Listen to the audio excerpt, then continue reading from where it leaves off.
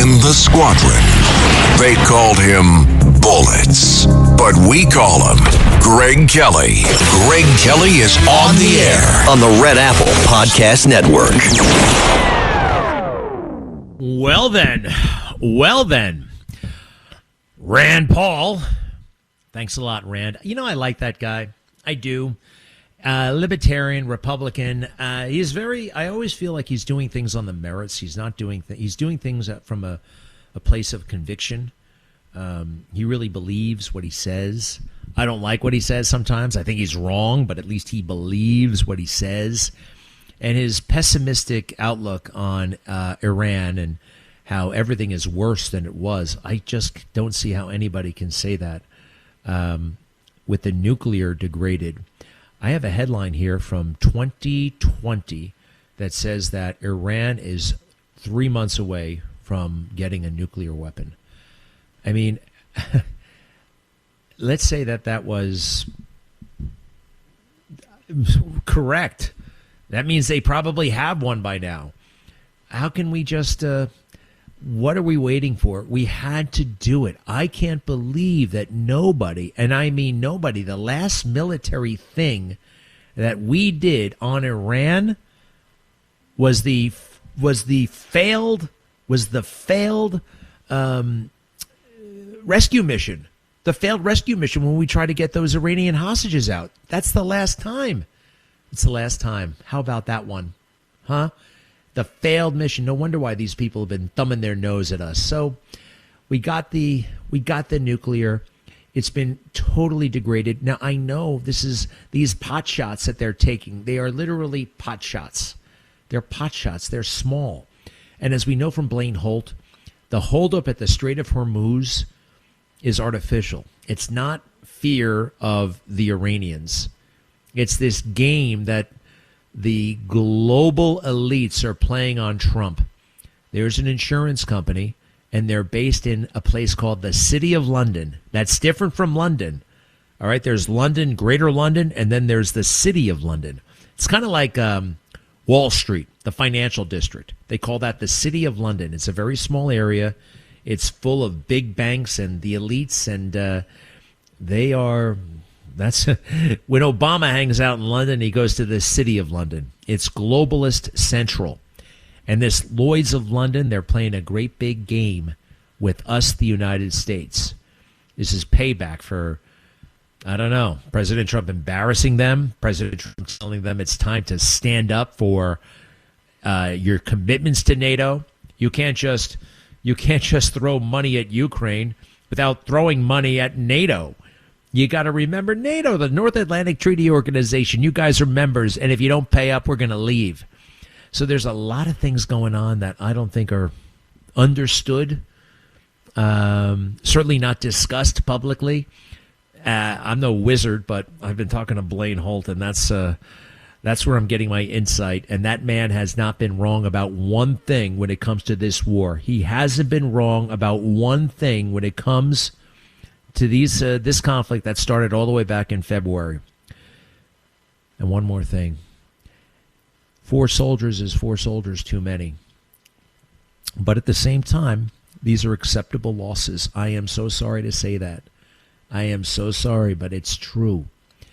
You have to factor that in. Anytime you start moving troops and bombs and you start tangling with Iran, there are going to be people who die. This is acceptable.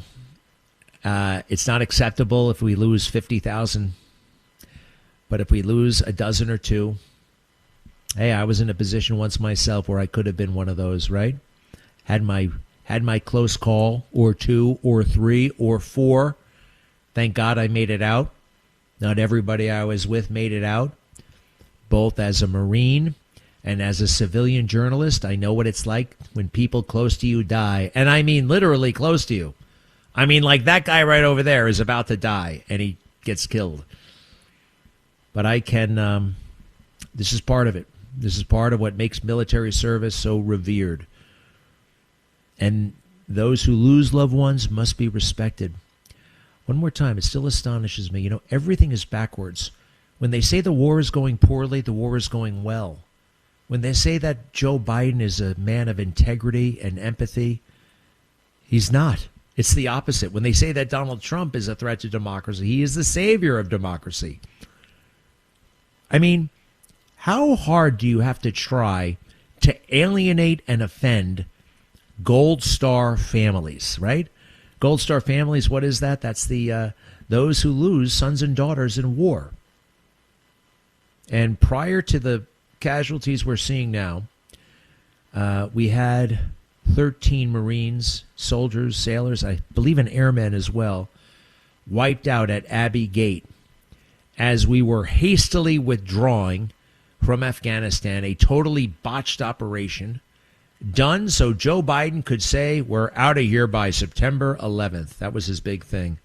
He had to have the troops out by September 11th. Kind, decent man. Listen to what he did to these families. Cut one, please. Cut one. The Gold Star moms. He just talked about his son and said how much he knows or he understands how do we feel because he lost his kid and he didn't know how we feel because he was there with his son when he passed. We didn't have that privilege. We receive our kids in a casket. I just feel so disrespectful by that man because it was all about him. The disrespect that we were shown with him checking his watch, not even looking at us, it was just total disrespect. Someone screamed at President Biden, "Burn in hell." That was my daughter. Yes, and she meant it. The administration didn't seem to know our story. They didn't seem to know Nicole's name, our names. People from the military certainly knew our story, Nicole's name, our names, and that was expressed to us in a way that felt very genuine and loving. That last mother is talking about Nicole Gee, Gee, an amazing woman. One of her the last photograph I think ever taken of her, she's cradling a beautiful baby. And she was on social media saying how much she loved her job. Marines cradling a baby was kind of a beautiful thing in the middle of a war zone, a chaotic one. It didn't have to be so chaotic. You know, we were there for 20 years. Why the hell did we have to get out in that fashion? And we have paid such a price for that. Continued. It's President Trump has reversed a lot of it, but that was permanent damage to our prestige, our brand, how they see us, our effectiveness, our commitment. We lost so much. We haven't fully recovered. A couple of other things. J.D. Vance is in the news. He's always in the news, kind of, right? Not to the extent that Donald Trump is, but a real betrayal. A Secret Service agent. You know, it's tough when you're in the Secret Service. A lot of these guys, it's a relentless schedule, but when you're working, you don't have as much to do as you probably would think, right? A lot of it is hanging around, and a lot of it, the challenge is staying vigilant when you're standing in a hallway outside of a hotel room for 6 hours. How do you stay vigilant? Well, I have an idea. One way you do that is every day before you start your shift, they make you watch the assassination videos and attempted assassination videos from the past couple of decades. From John F. Kennedy to the shots that were taken at Gerald Ford, to Ronald Reagan outside that Hilton Hotel, to Butler, Pennsylvania, and the Washington Hilton. Huh? How about that? That's what you do. You keep them on guard. You think, you know what? This could go from 0 to light speed in a nanosecond, and you got to be ready. But unfortunately, that's not the mindset over there. And there's a mindset of entitlement, right? And complaining. The Secret Service, too many of them are a bunch of complainers, and they complain about having to work. They complain about having to show up. And one of the Secret Service members on J.D. Vance's detail complained to the Washington Post, "Oh, I got to work too much. Oh, this is terrible. Oh, we have to take J.D. Vance's son to a golf lesson. Oh, well, part of it is this. he can't just take his son to a regular golf lesson. And I know they chose golf, not basketball, right? They want to make J.D. Vance look privileged and out of touch somehow. Golf isn't that fancy anymore. He took a helicopter to get a golf lesson. Everybody ran with that headline, except if you look in the fine print, oh, wait a second, there was no flight for a golf lesson. It was called off because of weather. In other words, it never happened. Anyway, they suspended somebody for this, and they're investigating. And I feel very bad for anybody who has to deal with the Secret Service on a daily basis. I'm sorry. Some of these guys, they grow to resent those they have to protect, those they are sworn to protect and defend. No man is a hero in the eyes of their butler, right? They start to sour on the people, and they eavesdrop on them, and they gossip about them. It's a tough, tough position to be in. Now, here's Marco Rubio, said to be a rival of J.D. Vance's. They're always trying to pit these two together. I think they're both fantastic. We'll see how it works out. I have this notion, this idea that it's going to be a Vance-Marco ticket. And I don't know who's at the top. Could be Marco, could be JD, could be JD, could be Marco. Listen to Marco Rubio respond to some of this media tomfoolery about the rivalry. Go ahead, Carlos. Prominent Republicans who have said they want you to take over the Iran negotiations. They trust you. They think that you will prioritize Israel's interests, and they're attacking Vice President Vance. Who are these prominent Republicans? Senator Shee, the Wall Street Journal opinion page. There's people. Well, that's not Republican. That's a newspaper. Well, you're a troublemaker with these questions. It leads right. No. Look, guys, listen. Here's the bottom line. You know who the lead negotiator is? His name is Donald J. Trump, the President of the United States. That's who dictates our policy. He has a team of people that work together on this. We all have a role to play, depending on what the topic is. We have very good negotiators in Steve Witkoff and Jared Kushner. We have the Vice President of the United States, which is the second highest ranking official, which tells you how the importance we've given this file. Obviously, I have a role to play. The Department of War has had a role to play. That's how we approach it. This doesn't, it's a combined effort, and it always should be. Do you wish people didn't endorse you to take over the talks yourself? You're telling me about that, but that's not how our system works. That's not how this administration works. It starts at the top. The president is in charge, and he has a team of people that provide counsel and provide advice, but ultimately whose job it is to execute on the president's directive. We have a great team that works very well together. On that topic, we work well together on a number of topics. We work together as a team on Lebanon. We've worked together as a team on Venezuela. We've worked together as a team on the Thailand-Cambodia peace agreement that was put together. We've worked together as a team. We have a really good core team that works on foreign policy and national security. And oftentimes it's a multi-agency effort because there's a role for Treasury to play. Sometimes there's a role for energy to play.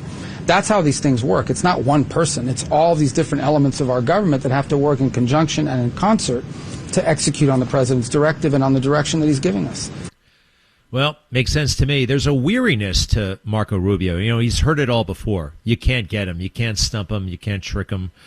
There's an expertise, a brilliance, and just a confidence that comes with experience and knowledge and intelligence. It's all there. It's all there. Imagine doing something, though, really, really hard, and you got the media nitpicking every step of the way and reporting rumors and somebody said something anonymously about you. I liken it to, what's the hardest thing most people have to do?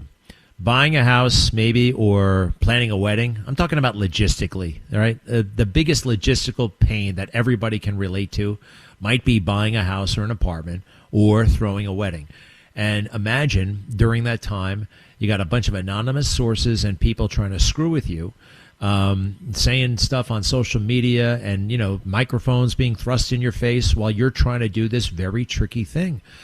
Not saying they shouldn't be doing that. They have to do it. It's a kind of a necessary, I don't want to say necessary evil. It's just life. That's the way it is. 800-848-9222, 800-848-9222. White House Correspondents' Dinner is tomorrow night, rescheduled after the failed assassination attempt. I think it's in the same place, the Hinckley Hilton, they call it. The Hinckley Hilton. I worry about his safety still. You thought they would have gotten a lot better after Butler, and they didn't. You think they would have gotten a lot better after what happened a couple of weeks ago at the Hinckley Hilton. Maybe they have. Be right back. Greg Kelly on the Red Apple Podcast Network. Tomorrow night, President Trump will give a speech at the White House Correspondents' Dinner. These speeches are traditionally funny, and he is hilarious at such occasions. The Al Smith Dinner. I'm going to play a huge chunk from the 2024 Al Smith Dinner. It was possibly one of the most delightful things I've ever seen. It was just so wonderful and spot on. Let's see here. Let's say hello to Lauren. And where are you? Hi, Lauren. Hey, Greg. Yeah, I'm in New Jersey. Okay. You know, Greg, Marco Rubio, we'd be very well served by him. He's knowledgeable, he's experienced, and he's so articulate. And yeah, you're right. He cannot be flustered. He just has it all. That's my belief. So I think one little thing, though, doesn't he look a little? He just looks young. He doesn't look. Sometimes I have a hard time seeing him as president. Do you know what I mean? Well, Greg, you look young too, but you fall. I'm not. Hey, listen. Thank you. I'm not presidential timber anymore. It's okay. I can live with that. I don't know. There's another little thing that nags at me a bit. He's a career politician. You know, he's been asking people to like him since he's 26 years old. You know what I mean? I think he's proved himself. I really think he's proved himself. You know what? Then again, what the hell do we really know? You know what I mean? I see him. He's good at the microphone. He's good at speaking. You know what somebody told me? Somebody told me he's kind of lazy. Great talker, but doesn't work that hard. You know what? Who knows? Who knows? You know, you don't really know somebody until you work with them or live with them. I wonder. Look, perfectly honorable guy, seems very able. And by the way, being president isn't exactly like who is the best person in the country most of the time. You know, it's not exactly often an idea contest. Sometimes it's looks, sometimes it's the moment, sometimes we really need a woman, all that crap. I just have a few reservations about him. Fair enough? Yeah, fair enough. And also, you know, how we can't believe everything everybody says because they could have ulterior motives. So, but anyway. So, Greg, Golda Meir, you mentioned what she said. What a woman of wisdom. She said, until the Palestinians love their children more than they hate the Jews, we will never have peace on earth. And she also knew that Joe Biden was a dimwit. Thank you, Lauren. All the best.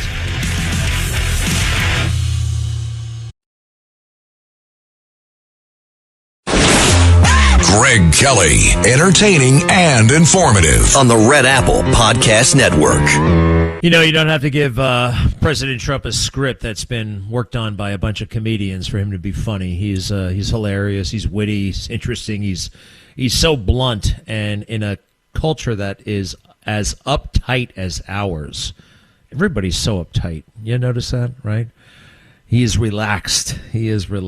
And I heard him talk about this. If you think about things too much, especially something you got to do, like a speech or a meeting or whatever, you'll choke. And you can kind of see it in his demeanor. You know what I mean? He is determined and focused, but also relaxed at the same time. It's hard to be determined and focused and relaxed at the same time, but he pulls that off. But this is one of those moments where he the mission is to be funny. It's the Al Smith Dinner, which I go to pretty much almost I usually go to it. It's a wonderful thing. Catholic Charities and Cardinal Dolan and the rest. It's just wonderful. And in major presidential election years, traditionally both candidates show up, major party candidates. And this was 2024. Kamala just did a cheap video that I thought wasn't half bad, to be honest, but President Trump's speech was a masterclass, all right? It's just now one visual you got to take in here. He's in white tie, right? Very formal, and a lot of people are on the dais with him, including my dad, Ray Kelly, former police commissioner. Chuck Schumer is sitting right next to him, and he's all like serious and glum. Anyway, you ready? Okay, go ahead, hit it. The Al Smith Dinner featuring President Trump. He's going to be giving another speech designed to be funny tomorrow night at the White House Correspondents' Dinner, but I thought we'd listen to this. Go ahead. By the way, Now it's time for the main event. Okay? Let's get ready to rumble. This is also the only part of the show that you will see on Fox News. It's Jim Gaffigan, the comedian, by the way. Shortly, I will introduce President Trump, who will likely talk about how Vice President Harris's absence proves that she hates Catholics, Americans, and babies. Then CNN and MSNBC will say President Trump went too far, and Elon Musk and Fox News will say he was pitch perfect. You know, during the first and only debate, President Trump talked about migrants taking cats and eating them. You know, if you're keeping track at home, this is the second time grabbing a kitty has been part of a campaign issue.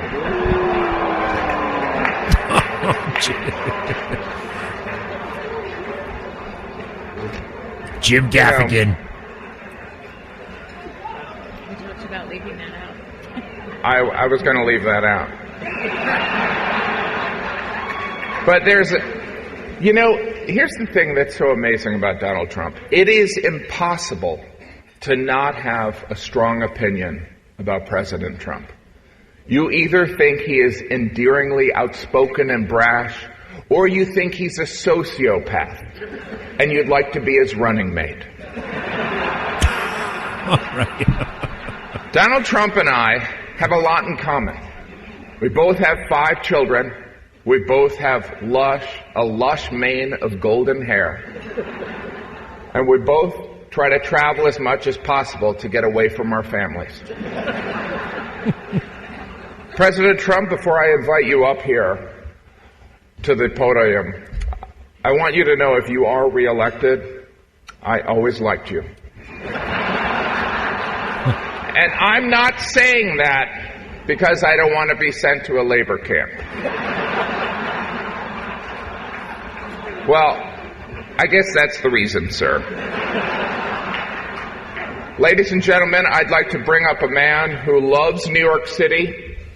He is the Republican nominee and the 45th President of the United States, President Donald J. Trump.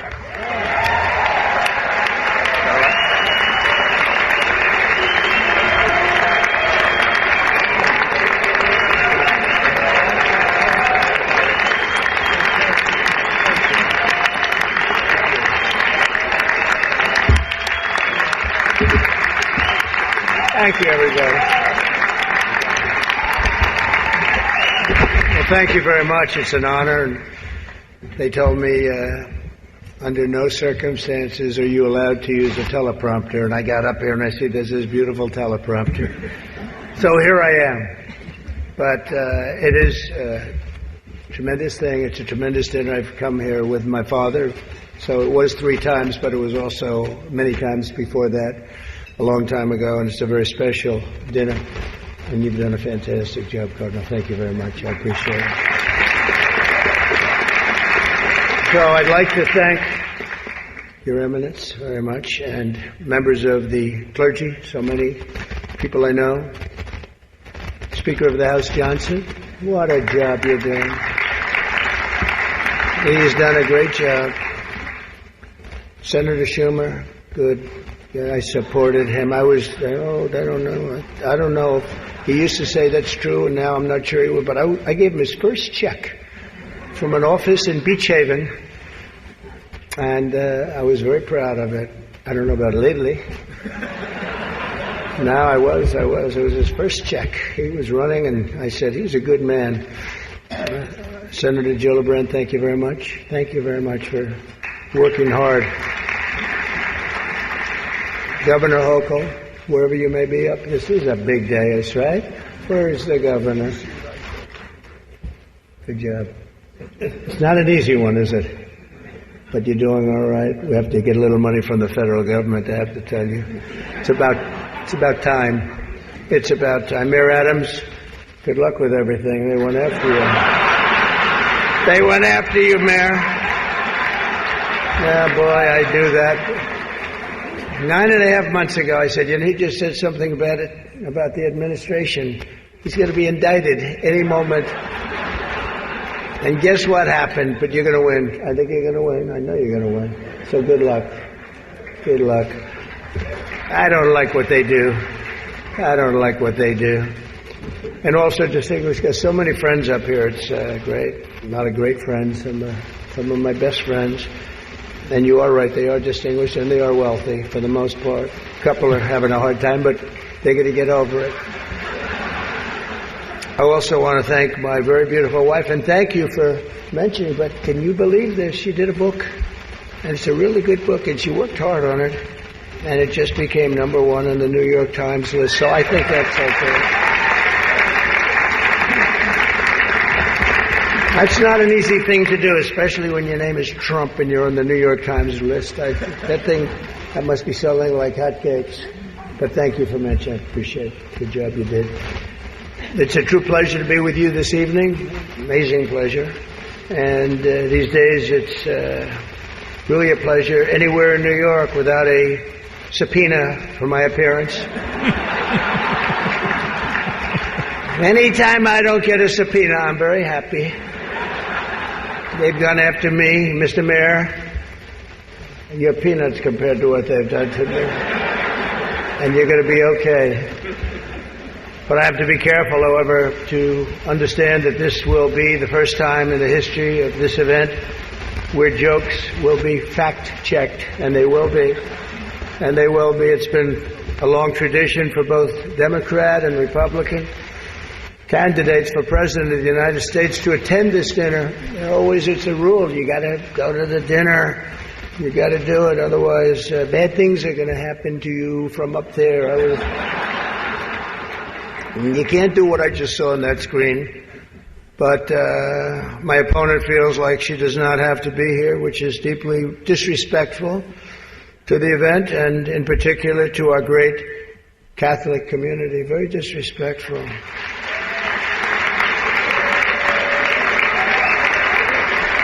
The last Democrat not to attend this important event was Walter Mondale, and it did not go very well for him. He lost 49 states and he won one, Minnesota. So I said, there's no way I'm missing it. Actually, it was not easy for me to get here tonight. God, I wasn't going to miss this thing, no matter, I didn't care. I wasn't going to miss it. But that's true, Walter Mondale, 49 and 1.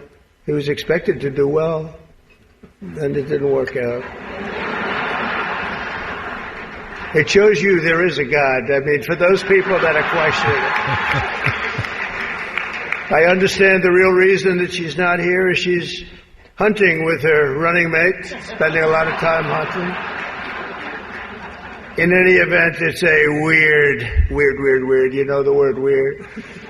They call me weird. They call JD weird. We're very solid people.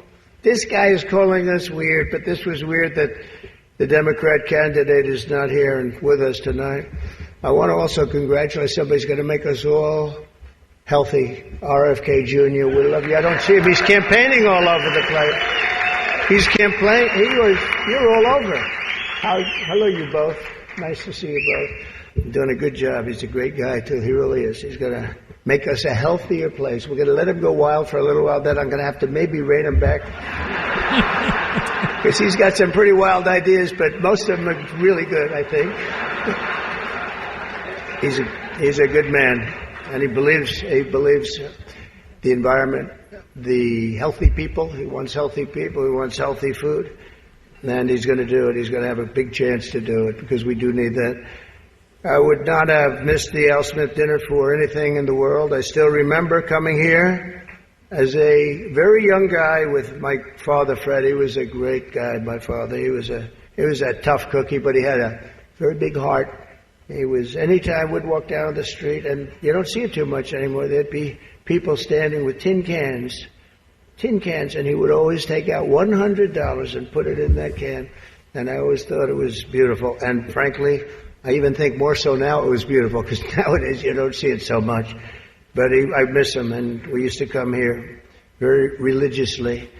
And a great New York tradition has been born 79 years ago. It was born 79 years ago, and there are some people that were here for almost that length. I know many of them, and it's not a pretty picture. It's not a pretty picture. The two candidates for president are supposed to exchange good-natured barbs, and you know we get along very well. I didn't like Biden very much, and now I like him quite a bit. You know,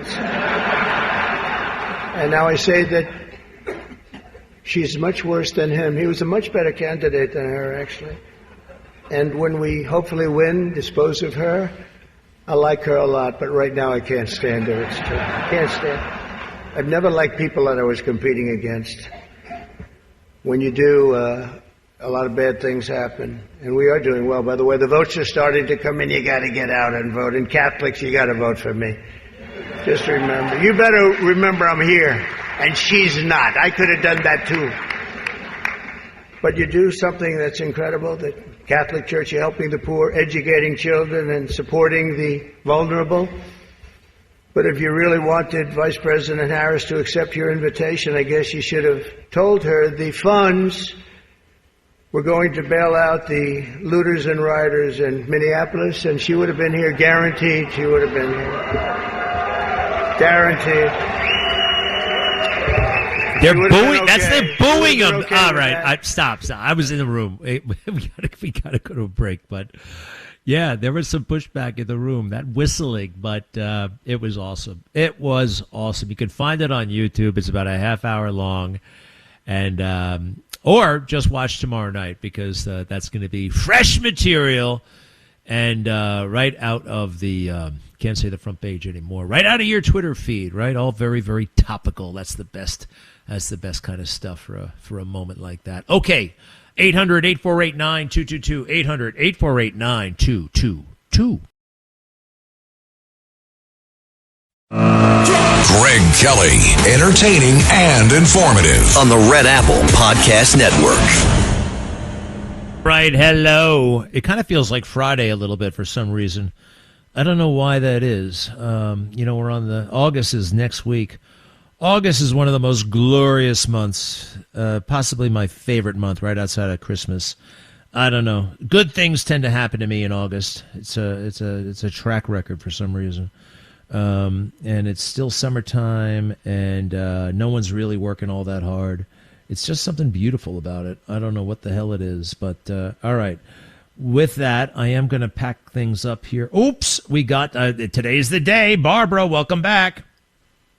Hi, Greg. I'm glad to be back, and I'm glad that you're enjoying the beautiful day. It's beautiful here in Ohio where I am right now, too. And thank you for playing the clip of Donald Trump at the dinner. It was marvelous, and it reminded me of his appearance yesterday in Marietta. That was such an example of his leadership, of his relatability, of his generosity in sharing the podium, as you often point out, sharing it with so many other people. And also it reminded me very much, it made me think back to George Washington's tour of the new states of our union. George Washington felt that too many Americans, too many citizens had no real sense of being an American. They didn't know what that was. George Washington was very popular, and he felt that he could be the common denominator to unify our country. And I think that's what President Trump did. He is the common denominator in our country. Love him or hate him, everyone knows him. Everyone hears about what he does.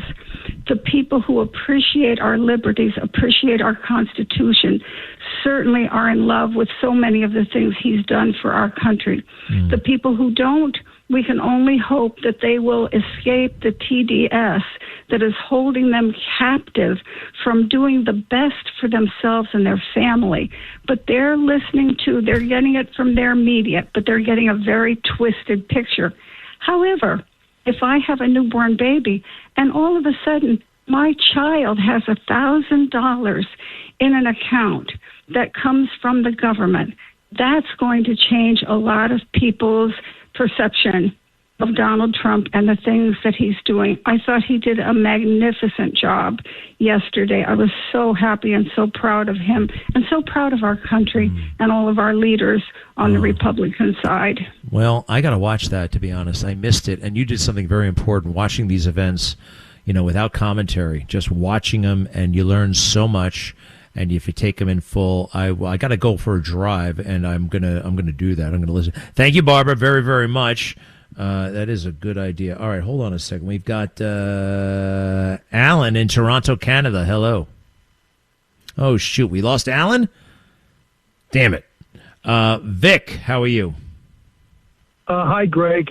It's Vic, and I have a question that I'd like to ask all people who come to this country and complain bitterly about everything, and they fight to get in, and once they get in, they complain. But I don't see anybody fighting to go to Paraguay or Russia fighting to get in. They're all fighting to get out, but they fight to come here, and then when they come here, they just complain. It's sick.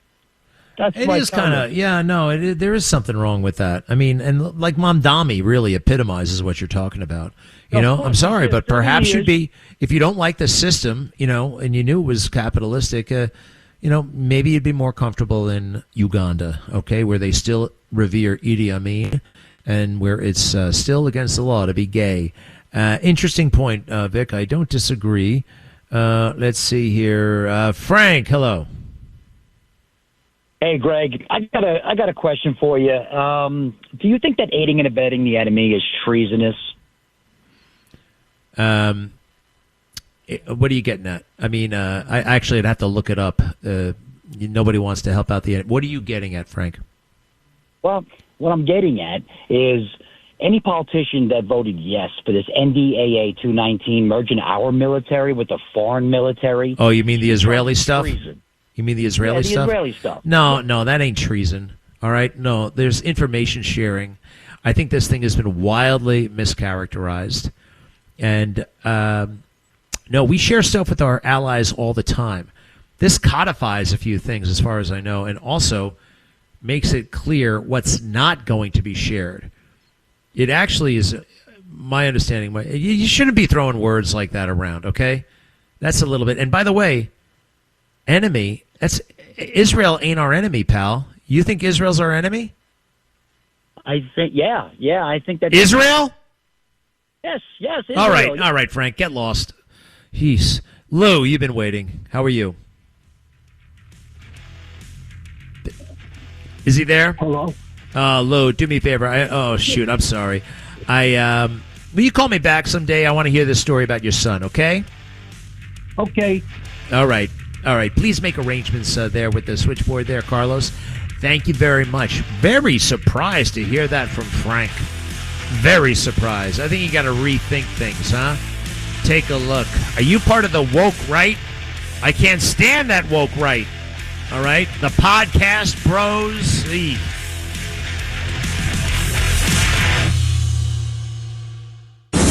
Thanks for listening to The Greg Kelly Show. You can hear The Greg Kelly Show weekdays at 12:15 on 77 WABC. If you like the podcast, share it with your friends and listen anytime at WABCRadio.com and download the WABC Radio app. Hit that subscribe button on all major podcast platforms. Plus, follow WABC on social on Instagram, TikTok, Facebook, and X. See you next time for a new episode so you never have to wonder. What the heck is going on here?